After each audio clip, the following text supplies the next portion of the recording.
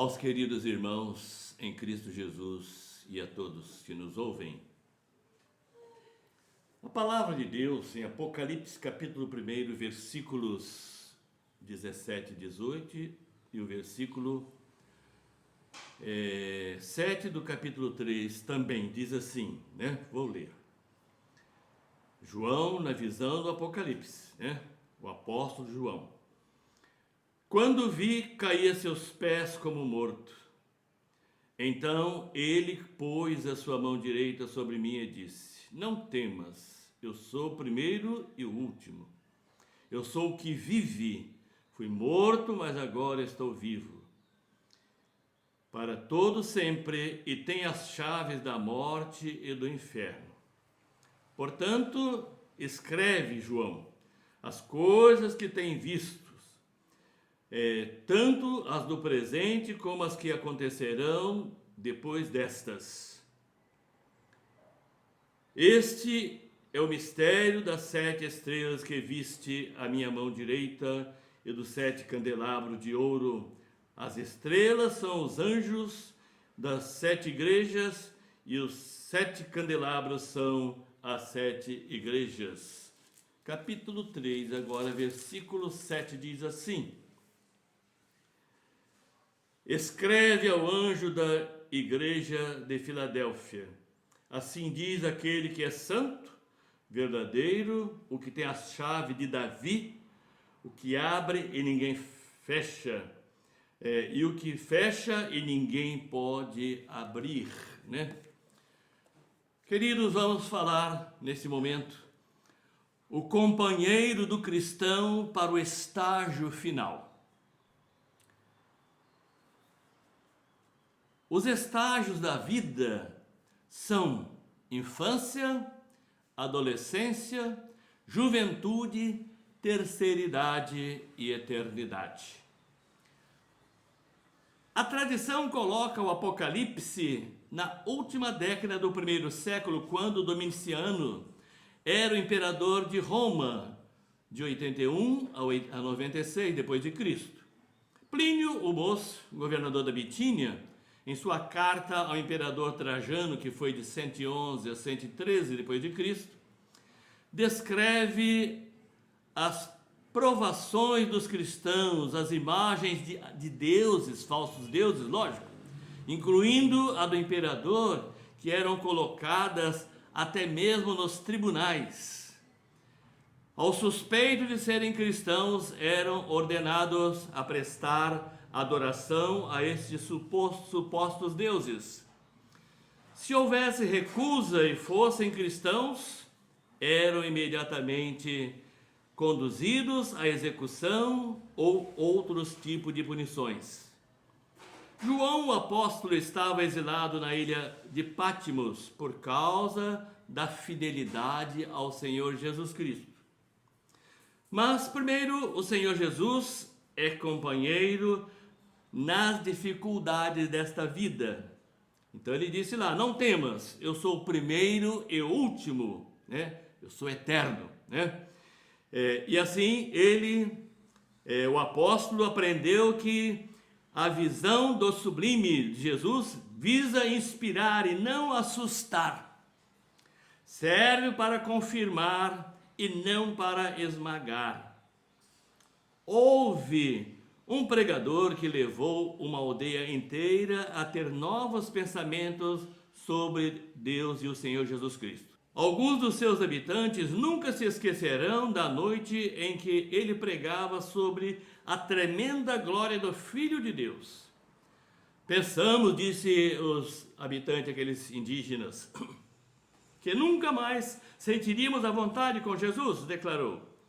Mas Jesus é exatamente aquele que, quando já estamos quase sem vida, espantados diante dele, ele inclina-se por sobre nós e diz: não temas, né? João Batista diz, né?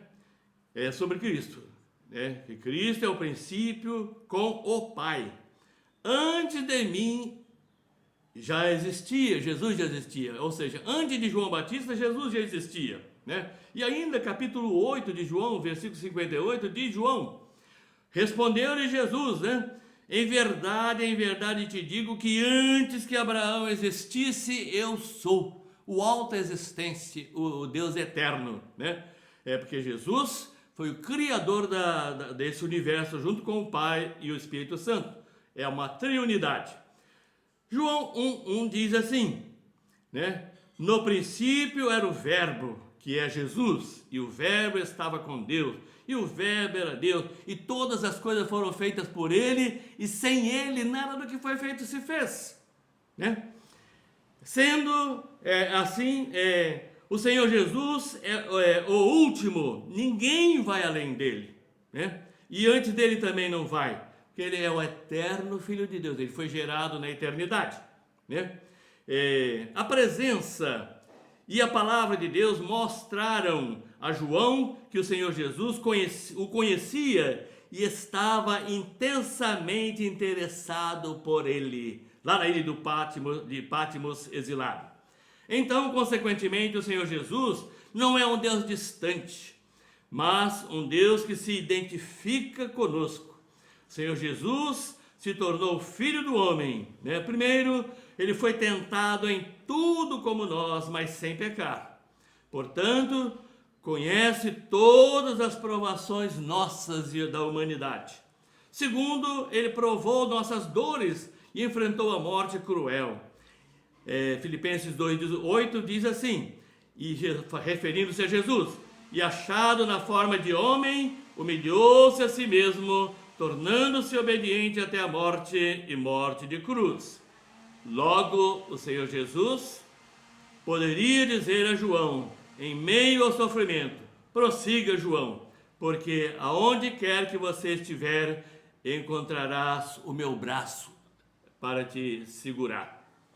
E assim, as garantias do crente estão em nosso Senhor Jesus Cristo. Jesus disse: tenho as chaves da morte e do inferno, do Hades, né? Daí as chaves são símbolos, normalmente na nossa sociedade, são símbolo de autoridade, simbolicamente dão a chave da cidade a alguém. É também o ofício do Senhor Jesus Cristo, ter a chave do mundo, do universo, da vida nas suas mãos. E capítulo 3:7 foi o que ele escreveu, né? João escreve: ao anjo da igreja de Filadélfia escreve, isso diz o que é santo, o que é verdadeiro, o que tem a chave de Davi, o que abre e ninguém fecha, o que fecha e ninguém abre. A verdadeira chave eterna de todas as coisas está nas mãos do Senhor Jesus. A autoridade de Cristo é ampla, não apenas sobre o inferno, mas sobre o Hades, né? E sobre todos que partiram, tanto bons quanto maus. Ele tem o controle ali de todos que partiram, né? É o controle do Senhor Jesus sobre o destino que os homens escolheram, né?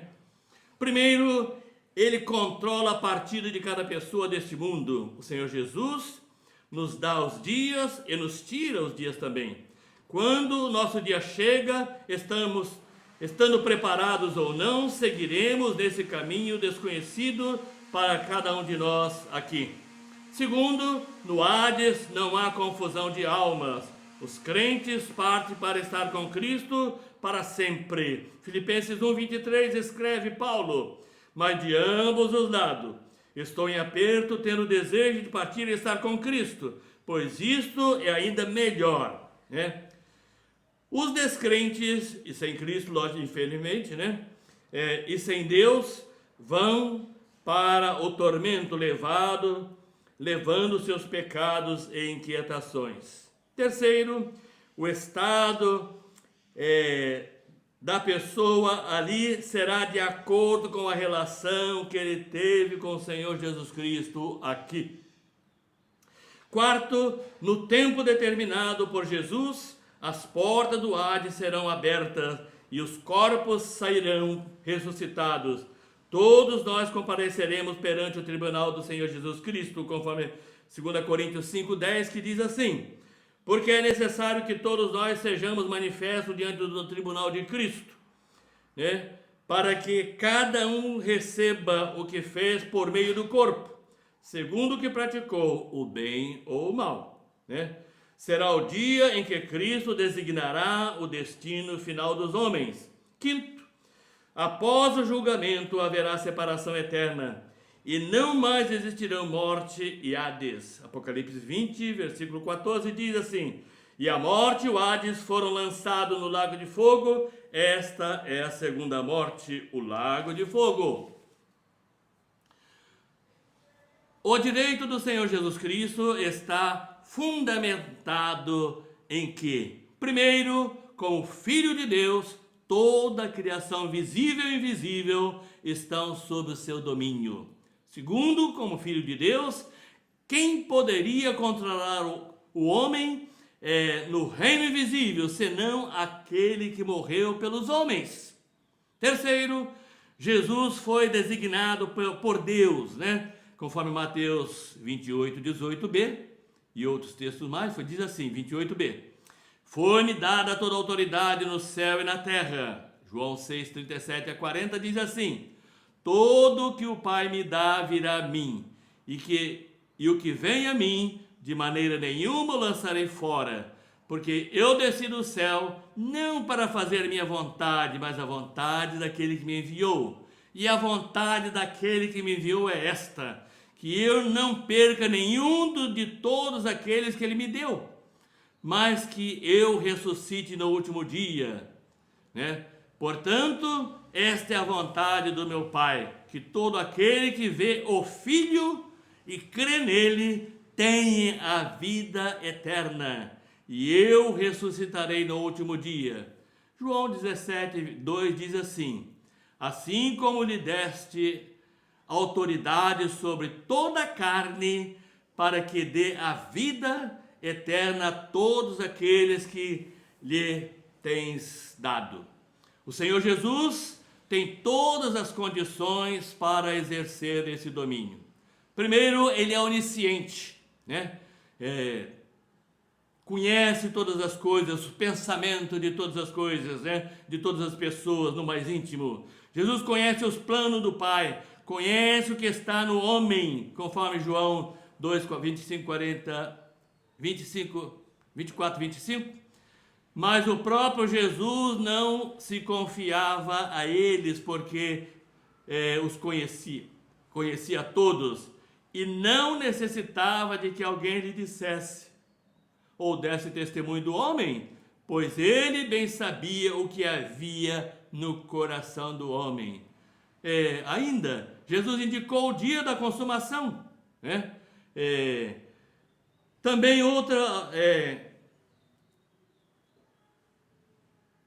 outro atributo do Senhor Jesus Cristo, o Senhor Jesus é capaz de nos guardar da queda e apresentar-nos salvos na sua glória, né? Terceiro, ele é fiel. O Senhor Jesus cumpre todas as suas promessas. 24 de Mateus 35 diz assim: passará o céu e a terra, mas as minhas palavras jamais passarão. Se o amigo crê nisso, se não procura entender isso e crer, né? O Senhor Jesus vive fielmente para as suas igrejas. Jesus está vivo. Eu sou o que vive. Eu sou o vivo, né? O que vivo. Jesus, Hebreus 13, 8 diz também: Jesus é o mesmo ontem, hoje e para sempre, né? Em Cristo Jesus também nós temos a chave, né? Para esta e para outra parte da existência humana. Nenhum outro sistema religioso sobre a face da terra detém a chave da morte e do inferno. Nem Buda, nem Allan Kardec, nem Confúcio, nem Pedro tem a chave do céu, ou qualquer outra pessoa. Quando a pessoa aceita Cristo como Salvador, é Jesus quem abre as portas do céu para a sua alma, para a sua vida. Outra pessoa jamais pode reivindicar esse poder, porque ficarão retidos pela morte. O Senhor Jesus é o guardião de todos aqueles que lhe pertencem. com amor infinito. Os perdidos estão sob controle até o dia do juízo final, também. Conta-se que há muitos anos realizou-se uma grande convenção em Nova York. De todas as partes chegaram, os convencionais para aquela reunião, para aquele evento. Também chegaram à meia-noite 3 turistas que estavam cansados, com muita vontade de dormir. Foram de hotel a hotel procurando um lugar para ver se conseguiam lugar para descanso, Mas estava difícil, tinha muita gente. Por fim, eles chegaram ao hotel de 90 andares. Porém, o encarregado da oficina disse-lhes que dispunham somente de um quarto e estava lá no último andar. Então disseram aqueles 3 turistas: não importa, O que nós queremos é um lugar para dormir, para descansarmos, porque estamos super cansados. Aí disse lá então o moço do hotel: porém há algo mais, O elevador está enguiçado e terão que subir pelas escadas se desejam o lugar para dormir. Pois não havia outro remédio, os homens iriam assim mesmo. Depois de tudo, poderemos, disseram eles, dormir o dia todo. Um momento antes de começar a subir, então eles pararam e fizeram lá uma proposta. E disseram assim, ao chegarmos então, para nós nos distrairmos nessa caminhada alta e cansativa, quando chegarmos ao 30º andar, então alguém vai contar uma história interessante. Ao chegarmos ao 60º andar, outro de nós vai relatar uma história engraçada. E por fim, ao chegarmos ao 90º andar, de frente para o quarto, então ele vai contar uma história trágica. Quando chegaram lá no último andar, então aquele que ficara com essa responsabilidade de contar a história trágica disse: olha, eu realmente tenho uma história sumamente trágica para contar a vocês. Ele fez uma pausa e disse-lhe: senhores, nós nos esquecemos de trazer a chave do quarto.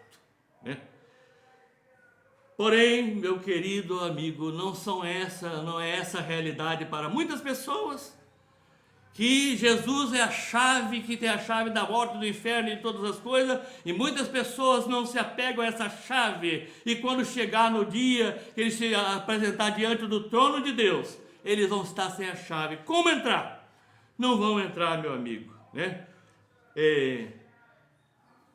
Essa viagem da vida, meu amigo, é preciso nesse mundo, nessa caminhada, é preciso você tomar uma decisão por Jesus, apegar-se essa chave para abrir a porta da vida eterna, a porta do paraíso, para que você entre e viva com Deus para sempre.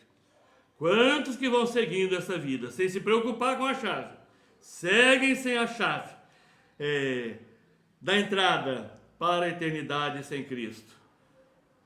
Apocalipse 1,18, vamos repetir: eu sou o que vive, fui morto, mas agora aqui estou vivo para todo sempre, e tenho as chaves da morte e do inferno. Meu amigo, e Jesus fala aqui também a igreja, a igreja ali de Filadélfia. Ele fala no versículo 3, que vamos repetir, versículo 7. Escreve ao anjo da igreja de Filadélfia, assim diz aquele que é o santo, verdadeiro, que tem a chave de Davi, o que abre e ninguém fecha, ninguém pode fechar, e o que fecha e ninguém pode abrir. Meu amigo, Jesus tem a chave para abrir a vida para você, só Jesus.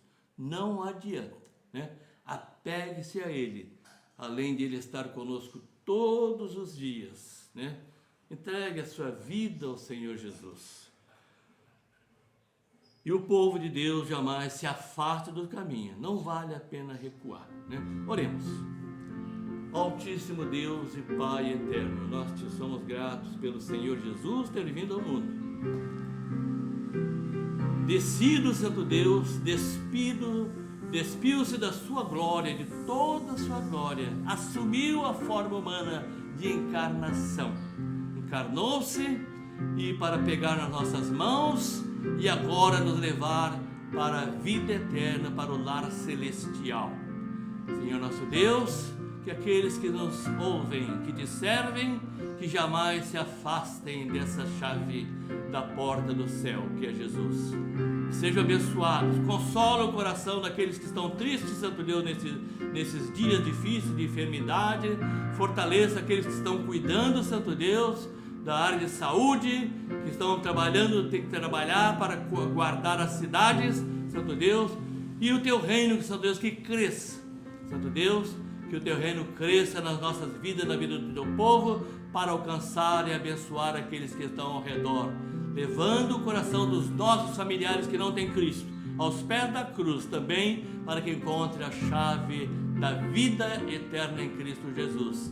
Perdoa os nossos pecados, aceita a nossa gratidão, é o que nós te rogamos em tudo, em o nome santo do Senhor Jesus. Amém.